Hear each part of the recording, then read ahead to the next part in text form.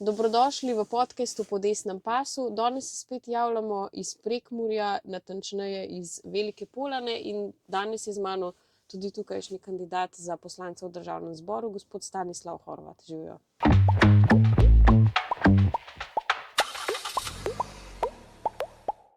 Hvala za besedo in dobrodošli v naši občini Velika Polana, katera šteje približno 1500 prebivalcev. In torej občinsko središče je Velika Polana kraj, potem še pa dva kraja, Mala Polana in Brezovica.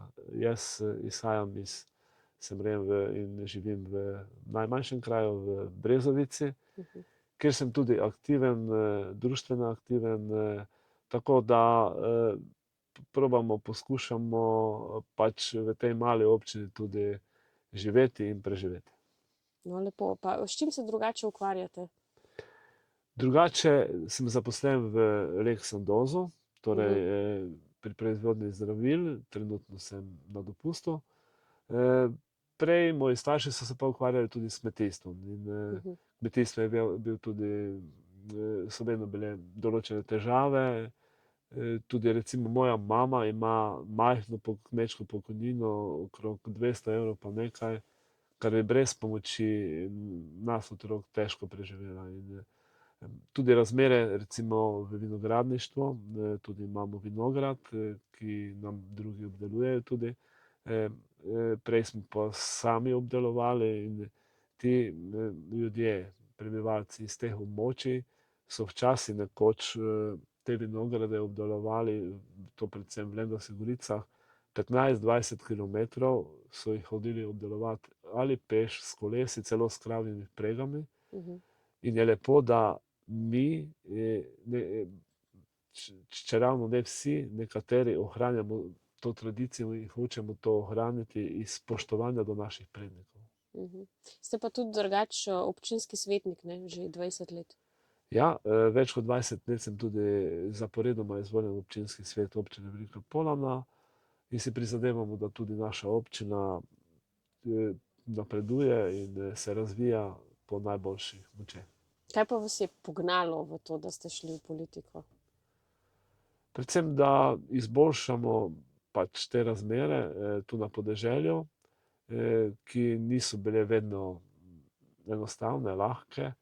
Je bilo včasih nekoč tudi težko živeti, preživeti, ampak sedaj pa poskušamo, da tudi tu izboljšamo, kljub temu, da so še vedno, nekje smo na obrobju in še vedno imamo mogoče premalo podpore iz države, iz centra, iz naše države. Ja, ravno to sem tudi hotela vprašati, ne, ker potem v večini primerov denar ne pride iz Ljubljane na podeželje, ne. Kakšne so vaše izkušnje s tem sploh v tem mandatu pod Golobovo vlado?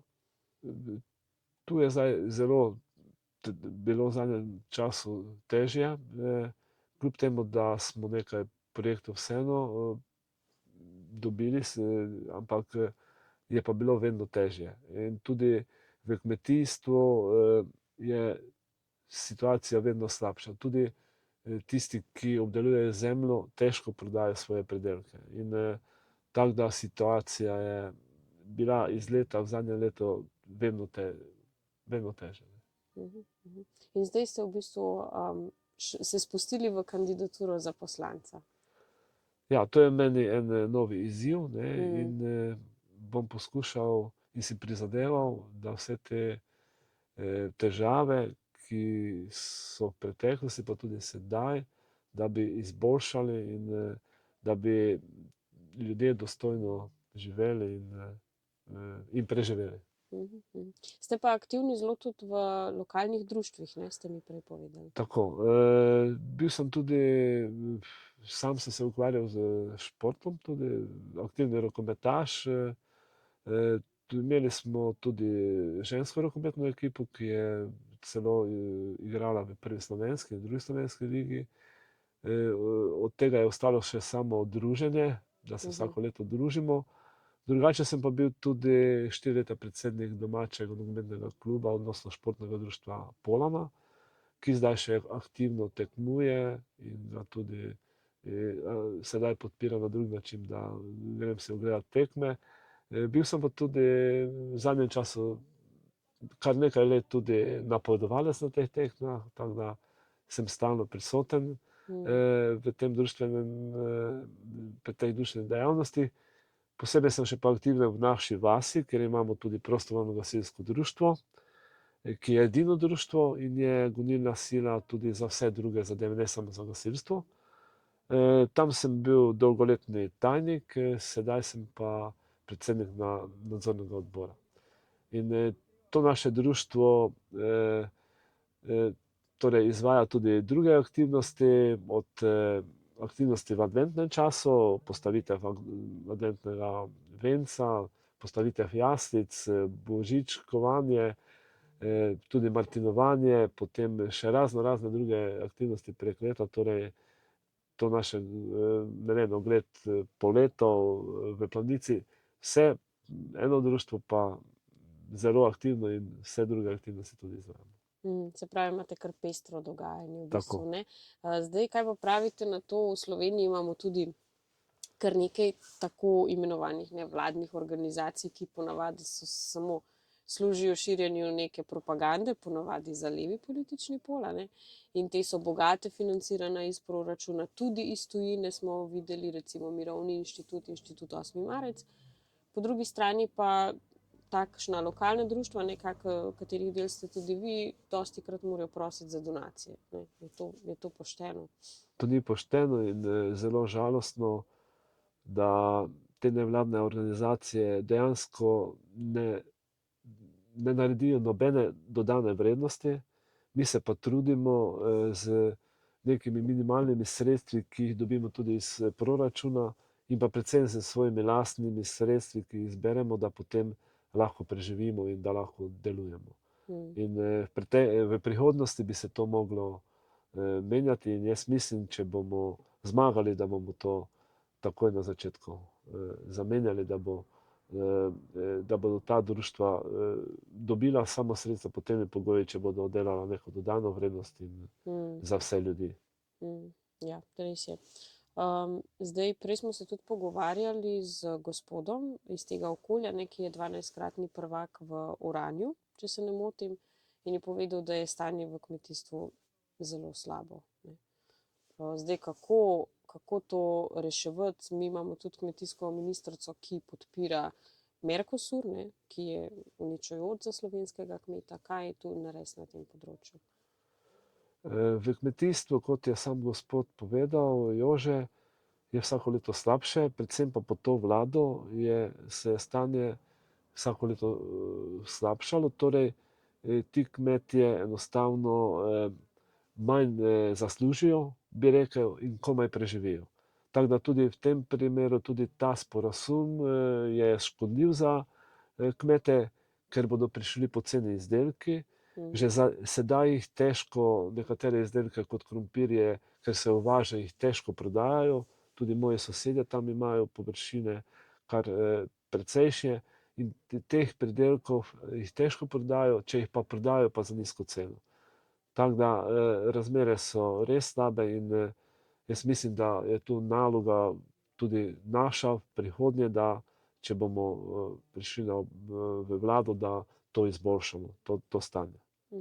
Kaj pa kaj področje vinogradništva? To je tudi v bistvu aktualno v vaših koncih.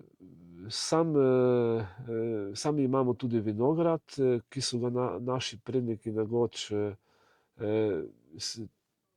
kar s težavo obdelovali, ker so se mogli voziti v Lendavske gorice kar 15-20 kilometrov, ali s kolesi, ali s kravjimi pregami, ali celo včasih hodili peš. In jaz sem pa ponosen, da tudi jaz ohranjam to tradicijo in da naš vinograd obdelujemo. Sicer sem prej obdeloval sam, zdaj pa imam kolega, ki to obdeluje in ohranjamo to našo krajino lepšo, kot je bila. In je pa na žalost v zadnjem času dosti zaraščenih teh vinogradov in bi tudi nekaj novega mogli sprejeti, neko zakonodajo, da tisti, ki kupi te vinograde, odnosno zidanice, mora ohraniti tudi vinograd. In da preprečimo predvsem zaraščenost in da bo pogled z našega podeželja na Lendavske gorice pa na okoliške vinograde lepši, pa tudi iz stolpa vinarjev na naše podeželje. Zdaj v zadnjem času opažamo tudi, da se je začel aktivizem vpletati, ne, v kmetijsko politiko oziroma jo celo usmerjati. Ne. Zdaj tudi na predstavitvi kandidatov v Odiseji, ne, kjer je pač Slovenska demokratska stranka predstavljala nas kandidate, je bilo tudi rečeno, da Tini Gaber ne bomo več dopuščali, da se vtika v slovenskega kmeta. Zdaj, kaj to točno pomeni? Kmete bomo zaščitili pred Tino Gaber.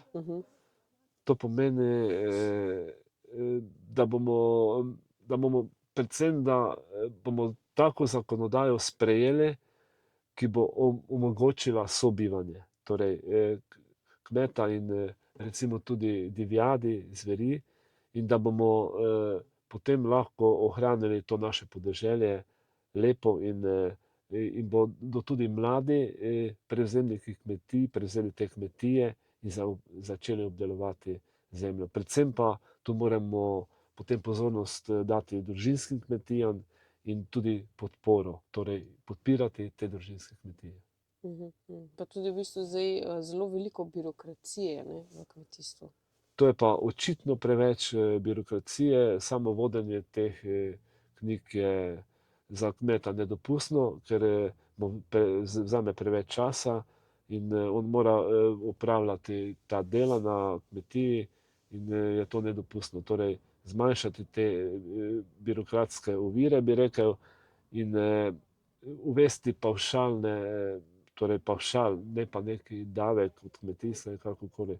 Za te manjše kmetije pa predvsem neki pavšal, ne pa neke davčne visoke stopnje obremenitve z davki. Zdaj bom še malo spremenila temo, ne. V zadnjem času se zdi, da se v naši državi vse bolj omejuje svobodo govora, ne. Zdaj Gibanje Svoboda so si izmislili nek kibernetski napad na njihove profile, ker je veliko nezadovoljstva strani ljudi. Kaj pravite na to? So to neki totalitarni prijemi ali kaj se nam zdaj obeta v državi? Mislim, da so to samo všečni, odnosno da hočejo doseči višjo podporo in da mislim, da to niti možno, da prihaja tudi od zunaj, ampak s tem hočejo doseči, da bi dosegli višjo javnomnenjsko podporo in s tem onemogočili nas, da pridemo v vlado in odnosno, da vodimo vlado. Se pravi, dejansko hočejo ljudem odvzeti to njihovo temeljno pravico, da si sami izberejo vlado. Da si sami izberejo, da nas izvolijo in da izvolijo pravo stranko, torej Slovensko demokratsko stranko. Kaj pa recimo še za na konec, če boste izvoljeni za poslanca, kaj bi bila ena izmed prvih stvari, ki bi jih uredili? Zavzemal sem pa predvsem za mlade, torej demografija je največji problem, torej predvsem tudi, da se ti občinski prostorski načrti, da se čim prej, da je neki rok, torej mi smo si zadali leto dni, da se uredijo čim prej, da se uredijo stanovanja za mlade in pa tudi vsi, torej za rojstvo otroka, določene pomoči, tako da bi mladi čim bolj ostali na našem podeželju. Zaradi tega, da čim več ugodnosti za mlade in tako kot imajo v sosednjih državah mogoče urejeno. Da ne odhajajo Da drugam, ne odhajajo drugam, da ostanejo doma, tu v našem okolju in da ne grejo druge države na delo, ampak ostanejo tu in tu živijo in potem je to naša dodana vrednost in pa tudi imajo otroke in zato jim moramo omogočiti nove ugodnosti. Torej, to pa samo lahko mi omogočimo, če pridemo v vlado in bomo vodili to vlado. Najlepša hvala za tale pogovor in pa vso srečo na prihajajočih volitvah. Najlepša hvala in lep pozdrav iz Velike Polone.